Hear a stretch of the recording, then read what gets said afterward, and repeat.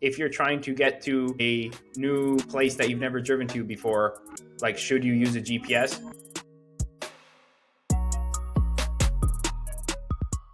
Hello, everybody, and welcome back to another episode of Truth Talks, the podcast that brings you real strategies for sustainable fitness transformation. As always, I'm Courtney, and this is my brother, Paris. And one thing that we've both been doing for years and years and years is tracking our food.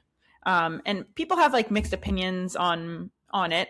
We're not going to dive into that today, but we are going to talk about the validity of tracking your food when it comes to specific goals for weight loss. Yeah, I love it. I think this is a really important episode. And I definitely have lots of opinions on this topic for sure. Well, we're going to give you the space to share them. So we're going to dive in. I think when it comes to tracking our food, though, like, what do we mean by that? What we're really talking about is like using an app that some people would think of as like calorie counting or macro tracking, right? That's kind of what we're talking about today. It's kind of app-based measurements to be able to log your food in terms of what you're eating and in what quantities. So just clearing that out, that's what we're talking about today when we're tracking your food. There are a number of other food monitoring methods that we're not going to talk about today, but we'll save that for another day. Yeah, just quantifying your food mostly in terms of either calories of protein or protein, fats, and carbs, or just calories like that, and maybe fiber for some people. Like there's a lot of different, ways to track, but majority, let's just say, and as a general rule of thumb, when we say tracking food, probably protein, calories, or all macronutrients. Yeah, for sure. Do you actually remember when you started tracking your food? The first experience I had with tracking my macronutrients was I was actually 17 years old. So that was 11 years ago. And I did my first fat loss phase by myself. I found these macros from this old YouTuber and he just said, hey, you got to put it at these, calories and these percentage or this percentage for fats, protein, and carbs. And I'm like, all right, I guess I'll try that. I just followed the same thing for a few months and kind of worked, but I think my fats were probably a bit too low and I was doing way too much cardio at the time. But that was my first experience tracking like accurately. And that was like back with MyFitnessPal back in the day, right? I feel like MyFitnessPal was like the first app that kind of came out and everybody was using it. That was MyFitnessPal. I know a lot of people still use MyFitnessPal. Mm-hmm. It was. But at the time I didn't know anything about like how to track properly. So I was hitting my numbers technically, but I ate no fruits or veggies. And I was so hungry. And then one day I had veggies. I'm like, how have I not been having veggies this whole time? I was so full. And I'm like, oh, that was only 100 calories? What? But you got so fixated on like the numbers and the things that contributed to those numbers, right? I feel like I started tracking my food around the same time as you, because you kind of started and you're like, hey, I'm doing this. I was like, cool, I'm going to do this too. And I remember I was in university at the time. And I think I remember you told me those ratios that you got from that YouTuber or whatever. It was like 30% protein, like 25, or don't go above like 25% fats or something like that. And I used to I started being really diligent with that and totally ended up under eating fats. Like it was one of the mistakes that was part of the learning experience of how to track effectively and all that kind of stuff. But I think it was around the same time. It was probably like 2015-ish, 2014, 2015 timing. But the cool thing is we have kind of data now on our eating patterns from 11 years ago, which is interesting. If we look back, that's crazy. Yeah. But I think you mentioned that it was your first fat loss phase. Okay. For me, I also at that time, was working through, I was definitely not as structured as I am now, but I would say my goal at the time was kind of to lose some weight. I felt like I was carrying a little bit of body fat that I didn't want to have. So we both started tracking our food in relation to kind of losing some body fat, right? Mm-hmm. And there's a lot of people who have weight loss goals and are probably deciding like, should I be tracking my food? Do I need to? And honestly, we're going to answer that. The do I need to is an interesting thing. And I think there's so much resistance to tracking food because this question comes out of this notion of, I don't want to do the work, right? And I'm being blunt for a second. Yeah, but tracking it's 100% true. Tracking food takes work. It takes effort to find the right, inputs or entries. It takes effort to weigh out your food. It takes effort to open up the app and put the numbers in. It takes work, right? So I understand why people say, do I need to do it? But also, there's anything that you work for usually has some sort of positive outcome. And you can't just expect the results without putting in some sort of work. And I'm sorry, but like, it's not that much work, guys. Okay. Like, if you think about it, like I talk about this all the time, how lucky we are to be born into the areas and the, and the period of time that we're in and everything. Like, there's people that have to go hunt for their food or, walk miles to get some water. And you're going to complain to me about taking 30 seconds to input your food into an app that's in your pocket. Your fancy iPhone. Sorry. If you can't do that, then like, I'm sorry, but no offense, but you probably don't even deserve the progress, because like it's this sounds so mean, but it's just like, it's not really that hard. And if you say, oh, I'm too busy, you're too busy for 30 seconds, but you spend 2 hours scrolling before bed. I mean, you're on your phone anyways too, but I do both. I do sometimes. I do catch myself scrolling a lot, but I also do track my food, so I can say that. So you know what? I'm not perfect either. Trust me. The analogy I want to use is like, in business or work or anytime you set goals, you're tracking some sort of numbers. Okay. So anything that you're trying to make progress in, you're probably tracking some sort of metric or numbers or KPIs or whatever. So then how come, if we care so much about this big goal of losing fat or whatever, but then we're not even willing to track any metrics or numbers? It's like, make that make sense. You're right. People can probably tell that based on the nature of the conversation so far, our perspective is, yes, you probably do need to be tracking your food to lose weight. And it does depend on the individual. So we're going to talk about the nuances, as we love to do, of whether or not you need to or you would benefit from. But I think like we are going to put it out there that it is most likely, in probably 90% of cases, beneficial for you to track your food if you have a weight loss goal. And we're going to unpack exactly why and in what context. But I think you can tell from our intro so far that we are very pro tracking. Yeah. And also the way we do it is pretty flexible and much simpler than people think. I think they just don't know how to do it properly. And they're like, I don't want to think about it. But also, get this.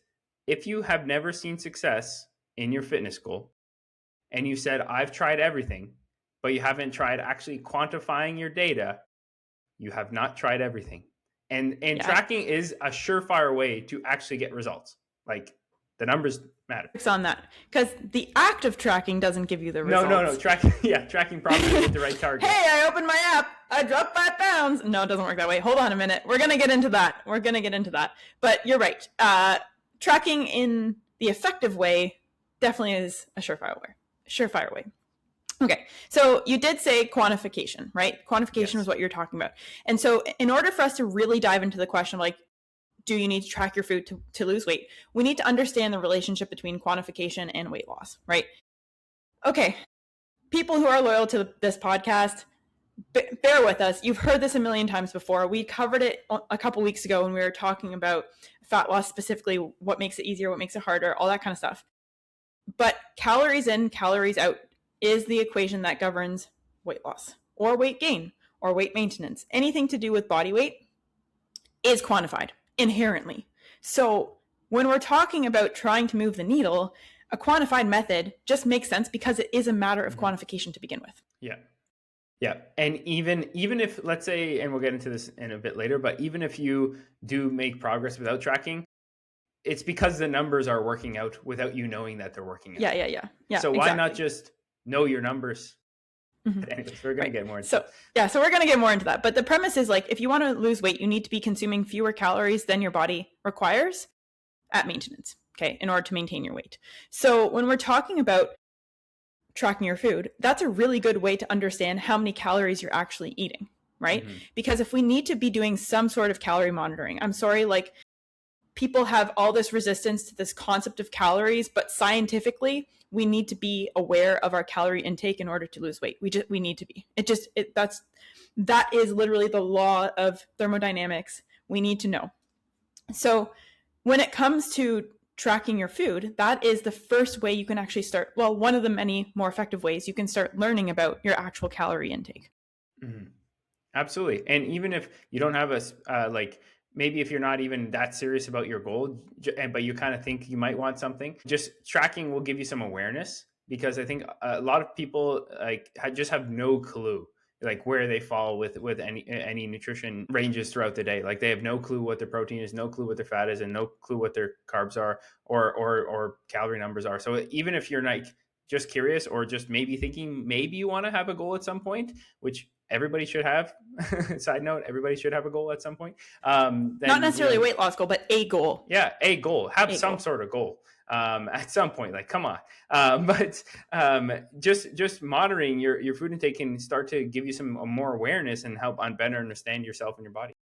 Yeah, I think even if we step outside of kind of like the weight loss conversation, most people don't actually really know how many calories they're consuming. And I think that, you know, if you're like, that's fine, I don't want to change my weight or I don't want to change my physique, that's okay. But I think as somebody who eats food, we all eat food.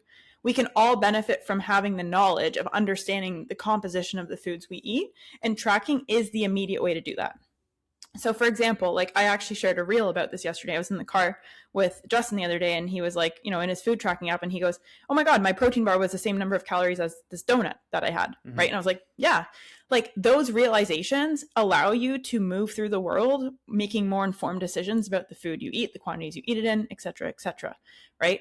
So the number one benefit to tracking your food is building awareness. What is this portion size giving me in terms of calories or macros? How does this compare to this? How does it contribute to my total day of eating? Mm-hmm. All of those are insights. And so the insights that you get from tracking are really powerful to then allowing you to make decisions in support of a goal or that align with a goal. Definitely. And I think the coolest thing about tracking for longer periods of time is, you know, your numbers for whatever goal you have. Like I know exactly how many calories I should be eating to maintain, build, lose, and do those at whatever rate I want them to. And what that does, it gives you complete control over your physique, because just like, it's not like, oh, I wish I could lose weight, or I wish I could, you know, put on some muscle, or I wish I could maintain my current physique. Instead of that, it's, I know my numbers to be able to do that. I just need to do it. And it's just a matter of, do you want to do it? So yeah. Yeah. If you're sitting there being like, well, that's fine, I don't really need to know, I can, whatever, like, I assume I'm eating about this many calories in a day. Well, chances are you're wrong. And like, I'm not just saying that based on my perspective. This podcast is savage. This is savage a little bit, but this is because we feel so strongly about this because okay, the reason we get so passionate, it's out of love. It's because we have so many people come to us voicing their frustration or like going through these realizations and coming out on the other side of it so much more empowered and feeling so great about themselves. Like we have the privilege of seeing that every day. So we're here to like try to help you get there, whether you're working with us or not, right? But chances are you're wrong. And not just because there's something wrong with you, but because we as humans are terrible at estimating our calorie intake. Yeah. And, you know, you and I, Paris, we've been doing this for 11 years. So we have a pretty good sense of, okay, this is this, or I know this is this. But that was 11 years in the making, right? Yeah. Most people are really, really bad. And there was actually I think it's kind of like the go-to study on this, and it was done in the 90s, but it still definitely holds up. People can underreport their calorie intake by more than 50%. Okay. So now what that means is we are missing out on accounting for about, you know, let's say 50% more of the calories that we actually eat. So what we think we're eating is usually a lot less than what we're actually eating. We're eating is actually a lot more than what we think we're eating. Exactly. What we think we're eating is a lot less than what we're actually eating. Yes. Okay. Yeah. Yeah. So we're underreporting our calories. We're consuming more than we think we are. Right. Yeah. And this is just a human fact. Like, it's just the reality of it. So now when we think about all of those people out there, because I've talked to some of them myself who go, oh, I need to eat 800 or 900 calories to lose weight. No, you don't. You're probably just actually eating closer to 13, 14, 1500 calories, which is, if you're like a small female, that's actually a very reasonable number of calories for weight loss, right? Yeah.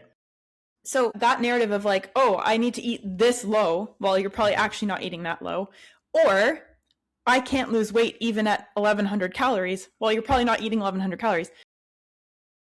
Yeah. Well, the thing is, sometimes people will say they're a certain number of calories and they are actually way higher. Or B, they do that for 3 days of the week and then 4 days they're not tracking. Or they've only done so the only data they have that they've collected is on those days, but it's not the big factor. Exactly. Yeah. So they haven't done consistently. Or like they are tracking, but they just don't know how to track properly. And a lot of people say they're tracking, but like until you have Like one of the biggest things that we do with clients when they start initially tracking, like the first few weeks, I'm deep diving into Chronometer, which is the tracking app that we use with our clients, and like I'm making sure that they're actually tracking properly, because Mm-hmm. the biggest issue people have is accuracy and input error and stuff like that. So like right off the bat, that's like one of the main things we do. But if you don't have the guidance, like you might be tracking improperly for weeks, months, and not even know that you're not tracking properly. Right. So now we've touched on two challenges, right? The first challenge is that we underreport our food intake. So we usually eat more calories than we think we're eating. But then when we start tracking, it's very common, we've all been there, to make errors with the tracking process. So what you're tracking isn't always actually representative of the calories you're consuming.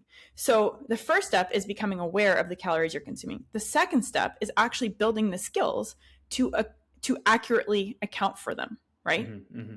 Which means understanding how to, weigh your food properly versus eyeballing, understanding which inputs actually match what you're eating, understanding how to break down meals that might be thrown together. Like instead of just choosing a random input in MyFitnessPal that says homemade chili, and you're like, what the heck? Is that beef, turkey? How many beans? How much tomatoes? Like, exactly. Breaking down those things. Like tracking is a skill. But you need to kind of work on that skill to be able to understand, okay, where are my actual calories at, so that you can make the progress you want to see with weight loss and understand how you're making the progress. Exactly. Really good. So tracking does have a ton of benefits in terms of helping you become aware of your calorie intake, building the skill of knowing what your actual calorie intake is. I think it's important that we recognize that there is an opportunity to not have to rely on tracking. And the reason for that is that tracking is always just a tool, right? What actually determines whether or not you achieve your weight loss goal is what you're actually consuming, right? Okay. Yeah. So maybe we can touch on two instances where you might be able to see progress like without tracking. Do you want to talk about the first case when you don't really need to be tracking your food to see weight loss progress?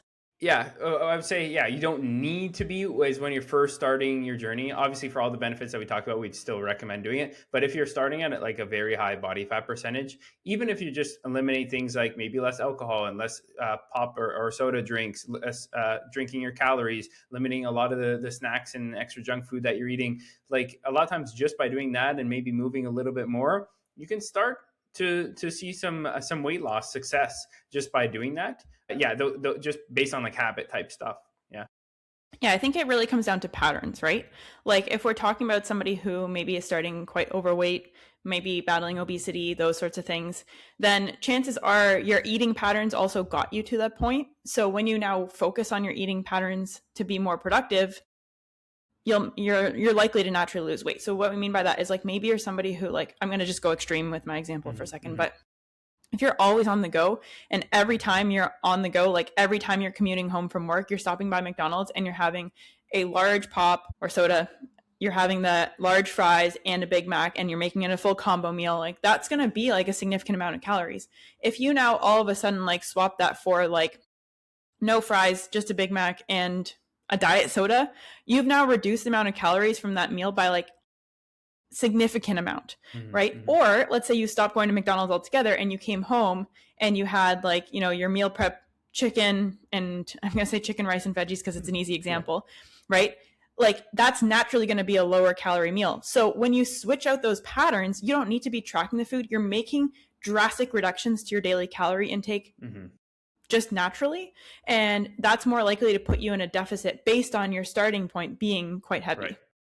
Exactly. And things that will make you feel fuller and less likely to overeat are eating more fruits and veggies with a good fiber and having more protein. Like those things, you'll just naturally eat less because you're not as hungry, versus like I always use the Oreos example. Like you could eat a whole box of Oreos, you're not going to be full, right? But you have like, a few chicken breasts, you're going to be pretty stuffed, and the calorie difference is significant, right? So I think that's a good way to kind of get the ball rolling if you're in that specific scenario.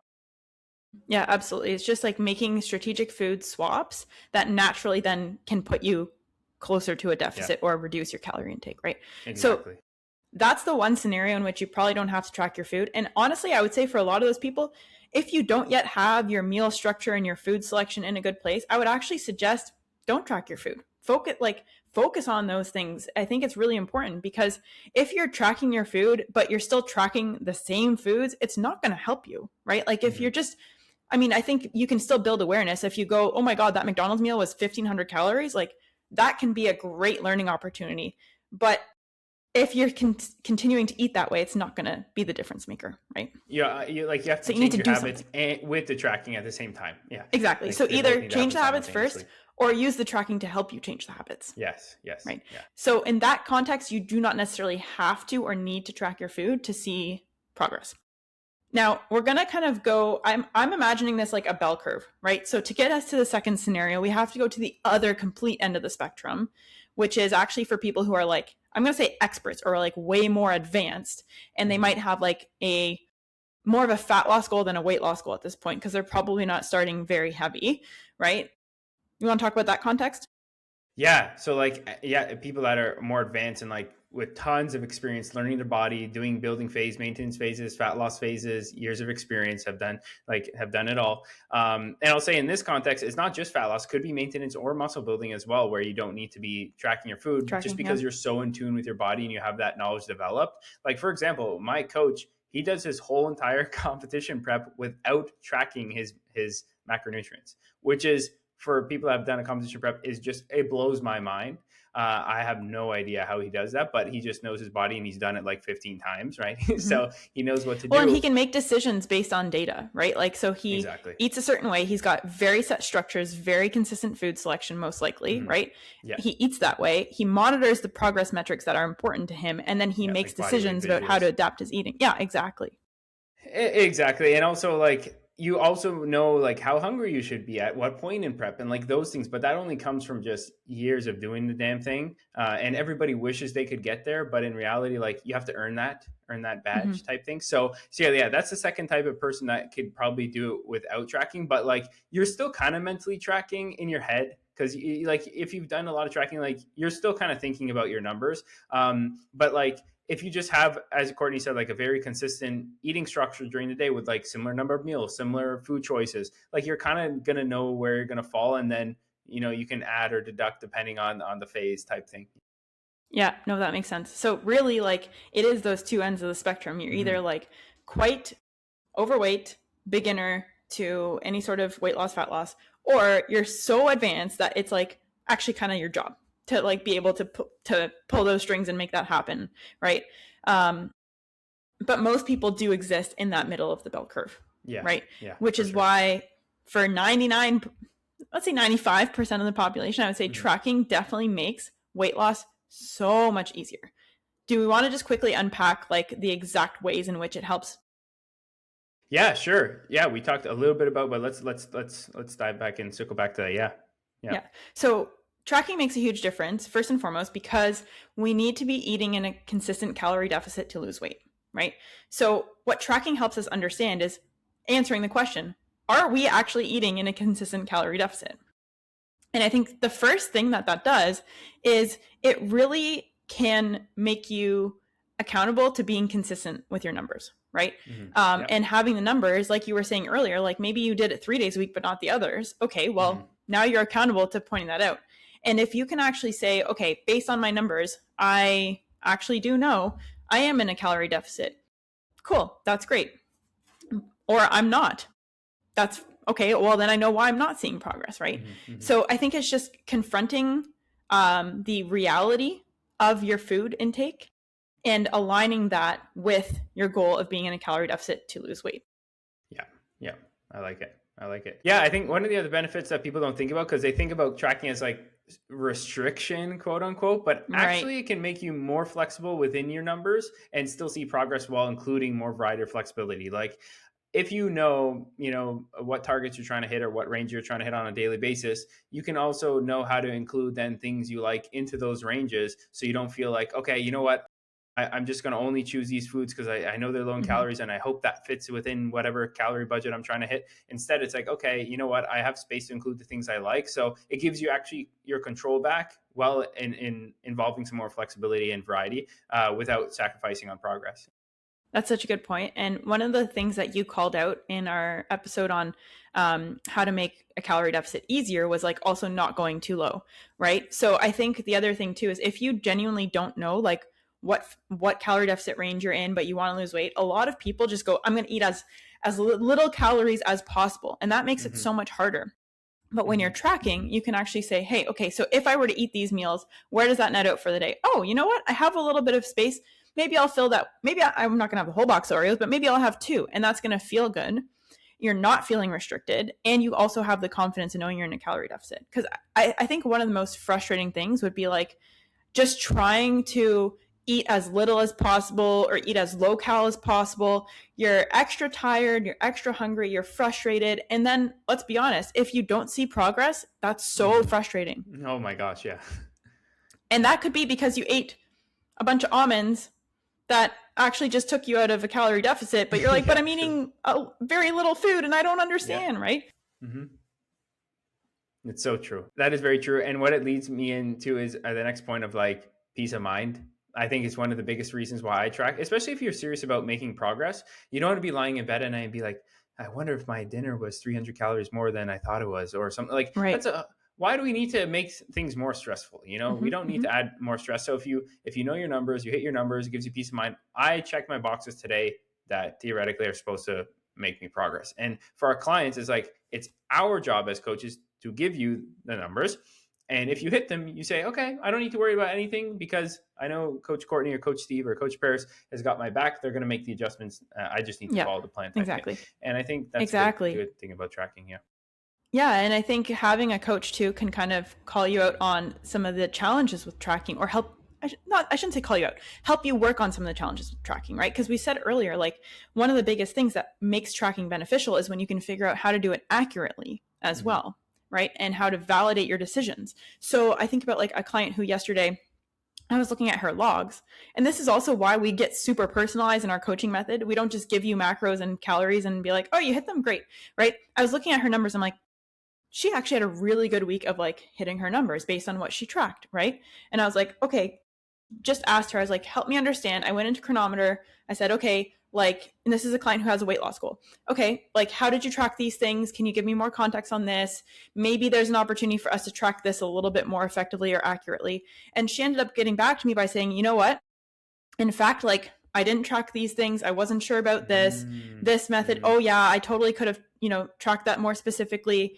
And it gave me so much more of an understanding of maybe why we didn't see a ton of weight loss progress in the last couple of weeks, right? But it's not about me having the understanding. I mean, obviously that's important, but it's also about her having the understanding. We were actually able to have a really productive conversation about how to use tracking and why sometimes, even though it feels frustrating, it's more frustrating if we don't get it right. Right. Yeah, definitely. And I will say, and I sound like a broken record with this, and I don't mean to be a stickler, but accuracy matters a ton. If every one of your meals is off by 20%, you don't really know what your numbers are. Even if it says on Chronometer, MyFitnessPal, or whatever, My Macros Plus, whatever you're using, it says the numbers. If it's not accurate, like the numbers don't really tell us what's going on. So accuracy is like so important. I know it takes extra 5 seconds to measure the food, and it's extra thinking, whatever, but like it's worth it. And 9 times out of 10, when people are at a plateau, they're just not tracking accurately. Yeah, exactly. So the benefits of tracking is you can assess your accuracy as well, right? Yep. So I think that's really important. Okay. So I think we kind of covered it. If we're answering the question as quickly as possible, can you lose weight without tracking your food? Paris, how would you answer that in a quick synopsis? I would say you can, but it's going to be a lot easier, more effective, and more efficient if you do track your food. And then I would probably ask the question of like, if you're trying to get to a, I don't know, new place that you've never driven to before, like, should you use a GPS?